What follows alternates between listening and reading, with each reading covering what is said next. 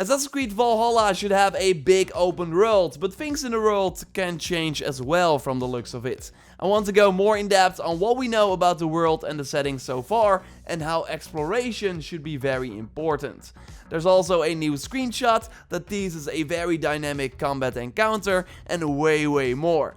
So a like, as always, would be super appreciated, and let's go. I always want to start with a quick reminder of my May giveaway. Just follow the link in the pinned comment for a chance to win, and be sure you are a subscriber before you enter. And if you win, then I will reach out via the email and give you a code so you can download or pre-order a 2020 game that you want on the platform that you want.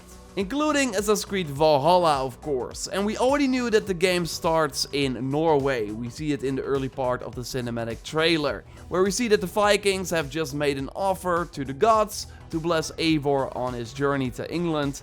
So I would not be surprised if this happens right before we leave this area. And you likely remember how Origins and Odyssey were designed, right? Both games had a very clear opening area. In Origins it was of course Siwa, that you could not leave until you killed your first target, and after that you had to speak to Hepzibah, and then you had this message also appear asking you if you really wanted to leave. And we saw something similar in Odyssey as well, if you wanted to leave Kefalonia, and I would not be surprised if Assassin's Creed Valhalla has something like that too. And there's a lot to see and do in Norway, according to Ashraf in an interview with Game Informer, and that was also the case in the previous games. Especially in Kefalonia and Odyssey, there were already a ton of side missions and camps you could discover if you wanted, like 4 to 5 hours already on this small island, including of course the main story content. So I hope and think that we can already do quite a lot of things in Norway if you choose to do like all the side content. And just like in Odyssey and Origins, you can go back to the begin area, so Norway, at any time. And would be awesome if then, just like in Origins, there were some good reasons to return to Norway later on in the story, but I also loved that they added your old Magi shield to the inventory of the blacksmith in Siwa, and there was no other way to get it. So you had to return to the start region to get this iconic weapon. So yeah, overall I think that Norway is that region that you can play already when the rest of the game is being downloaded in the background. And then when the game is fully installed, you go to England, because in Norway Eivor just cannot grow anymore and the opportunity lies in England. And as I told you before, the game will feature 4 kingdoms in England: East Anglia, Northumbria, Mercia and Wessex. Because England was fragmented in 870 ED, the year that the game starts. And Access the Animus posted this image of the map of England around this time, and you can find a link, by the way, to their website and their social media pages in the description. Give them a follow if you want to be up to date on the AC news. So here we see the different kingdoms as well, and also how the Vikings, or Danes as they were called during that era, have already taken a large piece of land. But yeah, looking at the history, we know that Northumbria will also fall in the end, and I would not be surprised if we saw this play out in the game in a big way, because it all takes place in the years that follow. So King Aele of Northumbria might also be in this game too, and you see an image of him here from the Vikings TV show that I, by the way, totally recommend that you watch. And Darby, the narrative director, notes to GameSpot that we will have an impact on this history as well. We wanted Eivor to have some effect on these groups. We don't want Eivor to casually be a bystander as this thing is going on. And that's of course always awesome in the Assassin's Creed games, how these characters have an impact on the history that we know, and well, that should be no different in Valhalla. And by the way, we got a new screenshot that highlights the Saxon enemies again from the looks of it. And yeah, it looks a lot like this image where we see Eivor close in on these brutes with a two-handed flail weapon. But this is real because it's on the Italian Ubisoft store. And once again, thanks to Access the Animus for sharing this image. And we also have Alex Gilbert mentioning Ion Holstead in the replies to this image. And they both work at Ubisoft Montreal. So this image is real, and that makes it very awesome. We talked about the Ringleader Enemy in a previous video that you see at the end of the cinematic trailer, and how this enemy can rally troops, and that already hinted at a connection between the enemies, that they can do some sort of teamwork. And well, we see it in action here in this screenshot with a shield jump from the looks of it, where the spear enemy is likely going to do an awesome surprise attack. And I love the look of this, and this could also mean that more enemies can do cool combo moves together, meaning that when you encounter the same enemy again but with a different group, the fight could be completely different. And what's also interesting is that the weather is sunny in this picture, and then we go back to that other shot that is similar. We see snow that covers the armor of the player, as well as the buildings and the plants around it. So it looks like a dynamic weather system. Hopefully we see it in action during that gameplay reveal this Thursday, May 7th. And as always, I'll be live reacting to it on Twitch, so follow me there to be notified when the stream happens. A link is also in the pinned comment. So those shots that we looked at, and just a large part of the game is in England, and within England we have 3 major cities: London, Winchester, and Jorvik, that is now called York. So yes, we have another Assassin's Creed game that features London, and in this game it should be taken over by Vikings. So pretty interesting indeed, and I of course really like the cities in this franchise, especially now because they feature more than just one.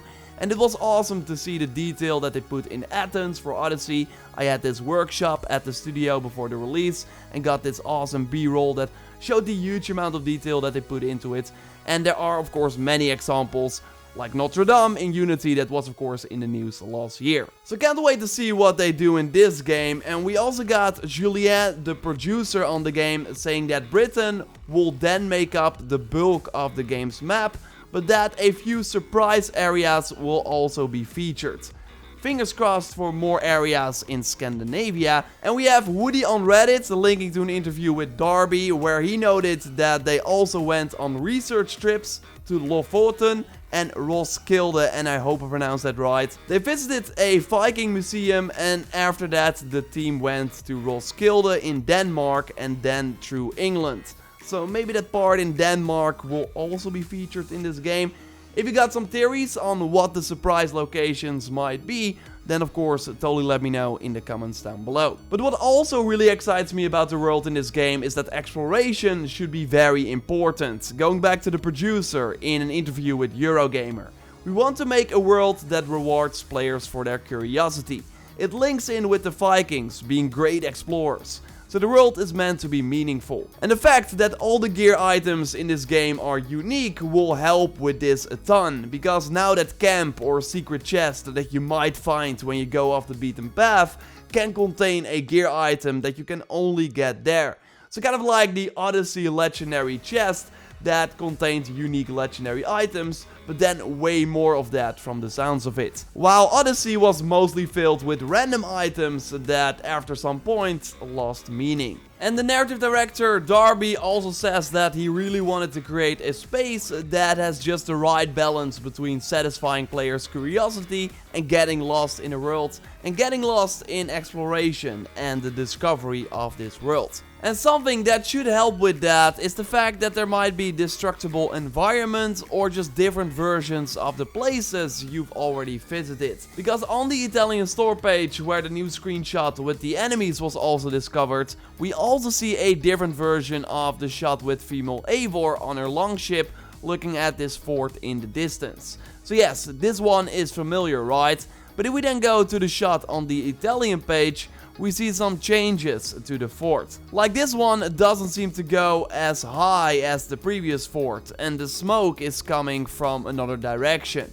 And one structure next to the middle structure seems to be completely removed. So maybe every time we go and raid a location, it changes the next time we go out into the world and leave our settlement. Or maybe the game evolves over time as the years go by in the story. And this might also explain why Boss Logic, who of course did the reveal of this game and was like creating this castle, making a very beautiful castle, and then he like destroyed it during that same stream. So we all were like, why is he making this castle and then destroying it? Maybe that was also already a tease. And if we actually go back to that previous shot with Eivor on her ship, we see that there is some ship customization here too. Like the regular shot that was first shared has these shields on the side, while in the other shot the ship doesn't have that. So that is likely one of the parts we can change. And there are also other Vikings on this ship, because you can of course create your own Viking raiding party and invite people to join.